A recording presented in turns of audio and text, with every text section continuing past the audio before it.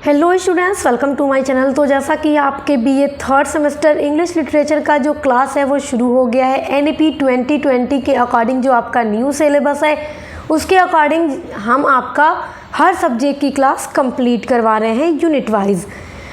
तो third semester में English literature जो भी लोग पढ़ते हैं उन्हें पढ़ना है ब्रिटिश एंड अमेरिकन ड्रामा, और इंग्लिश के अलावा अदर जो भी सब्जेक्ट आप पढ़ रहे हैं तो सभी की क्लास सक्सेस मास्टर पॉइंट पे चल रही है। आप उसके लिए हमारे चैनल पर विज़िट कीजिएगा और प्लेलिस्ट को ज़रूर चेक कीजिएगा, क्योंकि हर सब्जेक्ट की प्लेलिस्ट मैंने बना दी है। तो आज की इस वीडियो में हम आपके इंग्लिश लिटरेचर का यूनिट नंबर 4 पढ़ने वाले हैं। यूनिट नंबर 4 का आज का वीडियो पार्ट 2 है। यूनिट नंबर 4 में आपको पढ़ना है लिटरेरी टर्म्स ऑफ ड्रामा।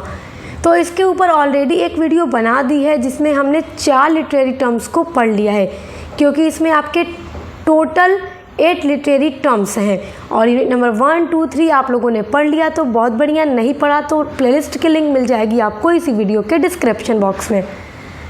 देखिए, unity of time, place and action ये हमने पढ़ लिया, सेटिंग पढ़ लिया, स्टेज डायरेक्शन एंड सिंटेक्स ये 4 हमने पार्ट 1 में पढ़ लिया। आज की वीडियो में हम पढ़ेंगे स्पूनरिज्म, theme, understatement and वेरिसिमिलिट्यूड।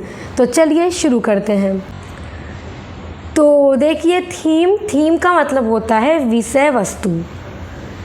The theme of a story refers to that story's deeper meaning.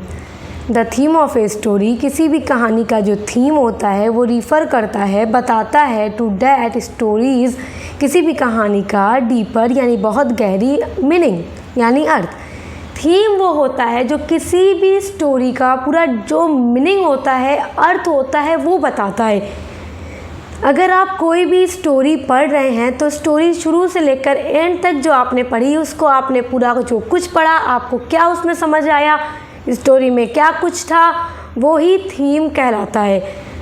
Theme describes the central ideas that a piece of writings explores.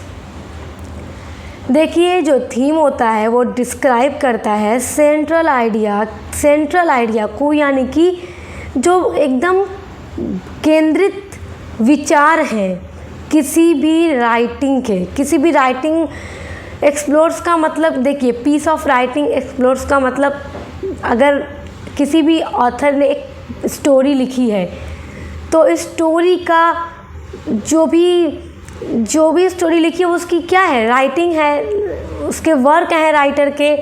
तो किसी भी वर्क का जो सेंट्रल आइडिया होता है वो थीम बताता है। वही क्या बताता है, थीम के द्वारा हम समझते हैं कि इस स्टोरी का सेंट्रल आइडिया क्या है। Rather than स्टेटिंग this theme directly, rather than का मतलब होता है बजाय, स्टेटिंग मतलब होता है कहना, दिस थीम डायरेक्टली यानी इस विषय को सीधे तौर पर बताने के बजाय जो ऑथर है, the author will look at theme using the set of literary tools at his disposal. जो राइटर होता है जब भी कोई स्टोरी को लिखता है तो उसमें वो किसी भी थीम को डायरेक्ट नहीं बताता, सीधे तौर पर नहीं बताता रीडर को।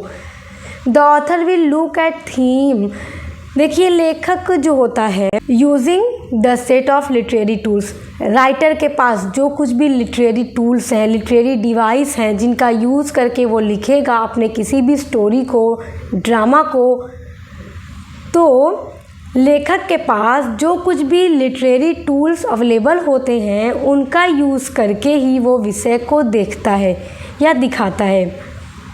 द थीम ऑफ स्टोरी और पोएम, किसी भी कहानी या फिर कविता की जो विषय वस्तु होती है, will be explored through element like characters, plot, setting, conflict and even word choice and literary device.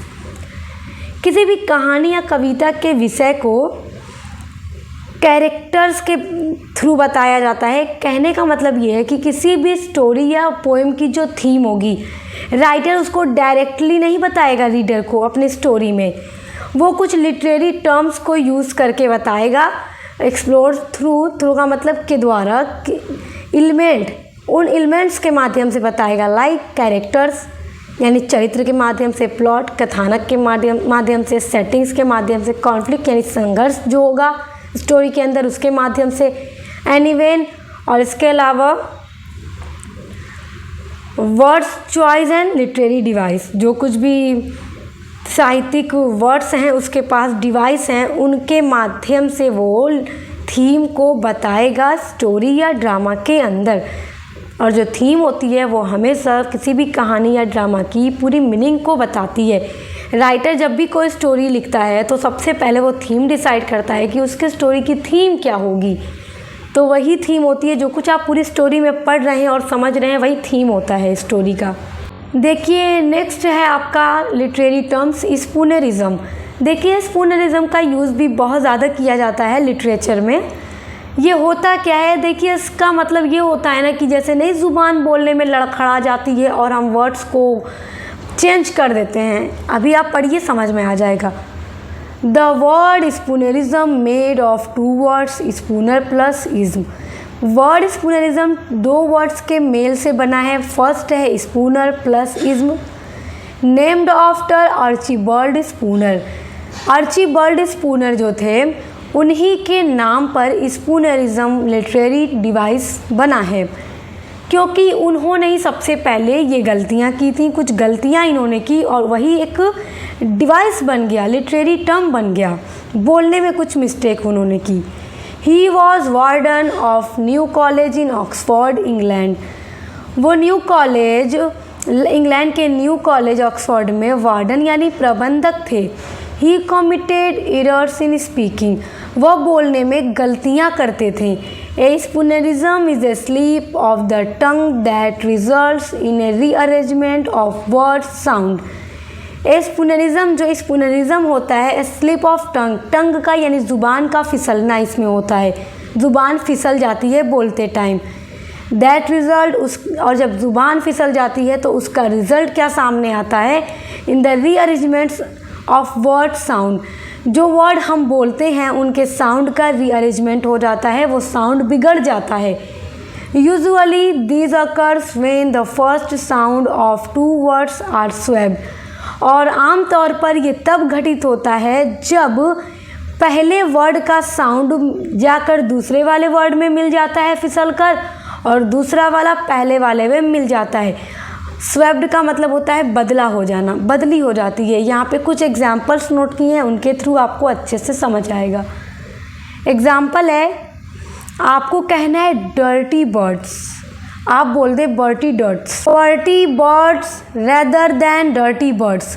Rather than का मतलब होता है बजाय, तो डर्टी बर्ड्स कहने के बजाय आपने बोल दिया बर्टी डर्ट्स, तो ये हो गया स्पूनरिज्म। आपकी ज़ुबान फिसल गई और वर्ड्स का रीअरेंजमेंट हो गया और साउंड उल्टा निकल रहा है। एंड आपको कहना है फॉगी डे, आप बोल दिए डॉगी फे, तो ये भी हो गया आपका स्पूनरिज्म। आपको बोलना है पिकनिक टेबल, तो आपने पिकनिक टेबल के बजाय बोल दिया टिकनिक पेबल। रेदर देन का मतलब होता है बजाय, यानी ticnic pebble rather than picnic table. Picnic table के बजाय आपने बोल दिया टिकनिक पेबल, ये हो गया spoonerism. Almost any two words can be transport in this way. और इसमें क्या होता है, कोई भी टू वर्ड्स होते हैं वो एक दूसरे से बदल जाते हैं, वो लिटरेचर में स्पूनरिज्म के नाम से जाने जाते हैं। और स्पूनरिज्म कहाँ से बना, जो आर्चीबल्ड स्पूनर थे इंग्लैंड में, इंग्लैंड के जो कॉलेज के वार्डन थे, उन्होंने बोलने में बहुत सारी ऐसी गलतियाँ की थी और बहुत लोगों का ये मानना था कि ये जानबूझ के ऐसा करते हैं।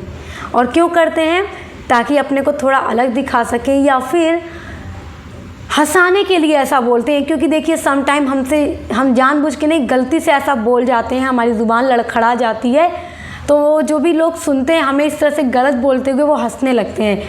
तो स्पूनरिज्म का यूज़ कब किया जाता है लिटरेचर में किसी भी वर्क को लिखने के लिए, ताकि वहाँ पर हंसी मजाक का माहौल क्रिएट किया जा सके। उस time writer spoonerism literary terms का यूज़ करता है। Spoonerism is usually done on purpose for a humorous effect, but there are some occasions in which it's done accidentally. देखिए इस पुनरिज्म यूजुअली यूज़ किया जाता है, पर्पज़ उद्देश्य होता है इसका कि हंसी मजाक, हास्य व्यंग को बनाना। जब भी इसको राइटर यूज़ करेगा तो जाहिर सी बात है कि ऑडियंस हंसेगा। बट लेकिन देयर आर सम ओकेशन, कभी किसी कुछ अवसर पे ये हम जानबूझ के नहीं करते, बट इट्स डन एक्सीडेंटली, ये अचानक से हो जाता है। कभी कभी आप लोग भी ऐसा बोल जाते होंगे गलती से, जानबूझ के नहीं गलती से। तो आप कहा कीजिए स्पूनरिज्म हो गया, याद होगा इसको आपको, इसने आपको और भी आसानी से याद होगा। और देखिए ये सब जो क्वेश्चन पूछेगा एग्ज़ाम में यहाँ से, तो शॉर्ट में ही पूछता है, लॉन्ग में बहुत कम चांसेस होते हैं लिटरेरी डिवाइस से क्वेश्चन आए, शॉर्ट में आता है। लॉन्ग में भी आएगा तो आपको परेशान होने की ज़रूरत नहीं है, जो कुछ मैं आपको पढ़ा रही हूँ ऐसा ही आप पूरा एक्सप्लेन कर दीजिएगा। और एग्ज़ाम से पहले मैं मॉडल पेपर की वीडियोस अपलोड करूँगी, तो उसके लिए आपको परेशान होने की ज़रूरत नहीं है, सब कुछ आपको बता दिया जाएगा। शॉर्ट लॉन्ग में सब कैसे क्वेश्चन आपसे पूछे जाएंगे और आंसर भी आपको मैं दे देती हूँ वीडियो के साथ जब क्वेश्चन बताती हूँ। देखिए लॉन्ग में कैसा क्वेश्चन आता है, जो भी आप अब ड्रामा पढ़ेंगे, जितने भी तरह के ड्रामाज अब आप पढ़ेंगे अपने सिलेबस में, यूनिट नंबर 4 के बाद आपके सिर्फ ड्रामा ही है, यूनिट नंबर 5 से ट्रेजेडी है, कॉमेडी है, जितने भी तरह के ड्रामा है वहाँ से लॉन्ग में क्वेश्चन बहुत ज़्यादा आता है। तो उसके लिए भी आपको परेशान नहीं होना है, हर चीज़ आपको मिलेगी सक्सेस मास्टर पॉइंट पे। चलिए अब है आपका अंडर स्टेटमेंट। अंडर स्टेटमेंट को मैं अगर आपको एकदम आसान तरीके से समझा दूँ तो बस मुझे एक बार सुन लीजिए, सुनिए। अगर आपके पास कोई ऐसी चीज़ है, चलिए ये पेन है आपके पास, मान लेते हैं सपोज़ दैट ये पेन बहुत एक्सपेंसिव है, समझाने के लिए आपको बता रही हूँ, बहुत एक्सपेंसिव है। और आप जब किसी को ये पेन दिखाएं तो आप इसको ना बहुत, इसकी क्वालिटी के अकॉर्डिंग आप बहुत कम इसके बारे में बोलें, मतलब जितनी तारीफ़ इस पेन की करनी चाहिए आप उससे कम करते हैं।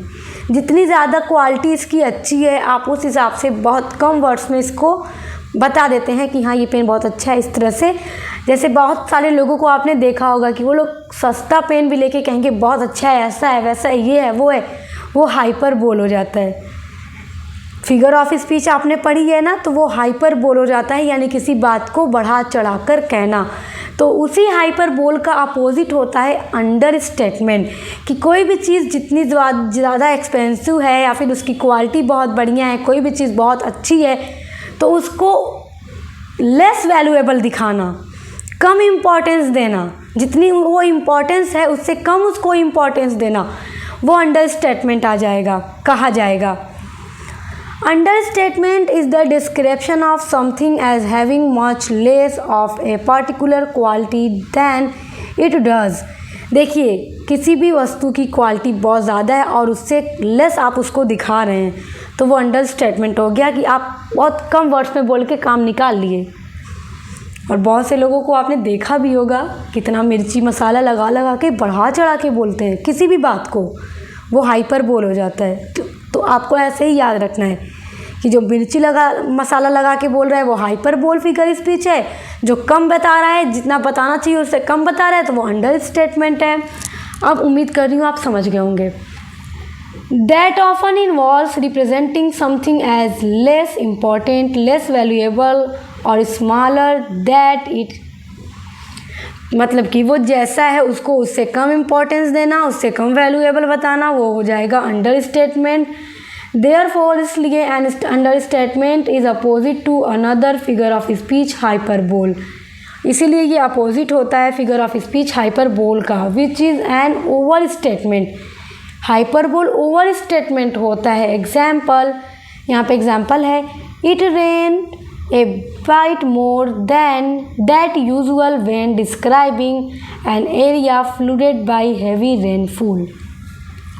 ये बहुत बढ़ा चढ़ा के कह दिया गया तो ये हाइपरबोल हो गया, और इस कम बोलते अगर हम तो वो अंडर स्टेटमेंट हो जाता। तो ये बहुत इंपॉर्टेंट आपके लिए है, इसको याद रखिएगा, एग्जाम में ये ज़रूर पूछता है। अब देखिए नेक्स्ट है verisimilitude. Verisimilitude means basically similarity to the truth. Verisimilitude एक ऐसा लिटरेरी डिवाइस होता है, लिटरेरी टर्म होता है, जिसका मतलब होता है सिमिलैरिटी टू द ट्रूथ, सच्चाई के जैसा मिलता जुलता। मतलब जब राइटर अपने वर्क में बहुत ज़्यादा जैसे किसी सच्चाई को नहीं दिखाना चाहता, वो कुछ ऐसा दिखाना चाह रहा है जो सच्चाई की तरह लग रहा है, वास्तविक चीज़ें लग रही हैं, तब वो वहाँ पर वेरिसिमिलिट्यूड का यूज़ करता है। Most fiction writers and film maker aim at some kinds of verisimilitude to give their stories and air to reality.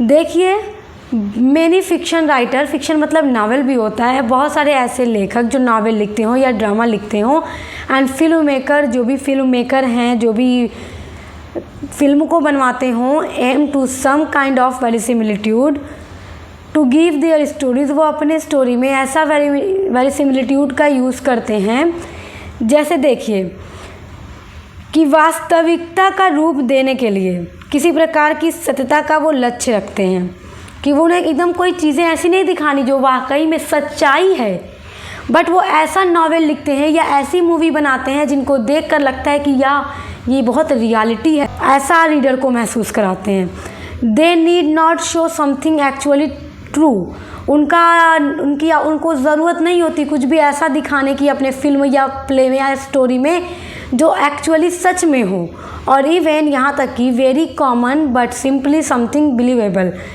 लेकिन वो ये दिखाने की कोशिश करते हैं कि उन्हें वास्तव में कुछ सच या बहुत सामान्य दिखाने की ज़रूरत नहीं है, बल्कि बस कुछ विश्वसनीय दिखाने की ज़रूरत है, जिसको देखकर रीडर हो या फिर जो ऑडियंस हो वो उस पर यकीन कर सके, विश्वास कर सके। यहाँ पे एक्चुअली ट्रू नहीं दिखाया जाता, कुछ ऐसा दिखाया जाता है जो सच में भरोसे के लायक हो, तो वहाँ पर वेरिसिमिलिट्यूड का यूज़ किया जाता है। और ये एक बहुत इंपॉर्टेंट लिटरेरी टर्म है, इसका यूज़ हर राइटर और हर फिल्म मेकर करते हैं। तो आज के इस वीडियो में आपका यूनिट नंबर 4 भी कंप्लीट हो गया। यूनिट नंबर 4 पर भी 2 वीडियोस बनी, और इसी तरह की आपके हर सब्जेक्ट की क्लास हमारे चैनल पे आ रही हैं, और अच्छे से पढ़ाई करने के लिए हमारे साथ जुड़े रहिए। Best of luck. अब मिलते हैं नेक्स्ट वीडियो के साथ।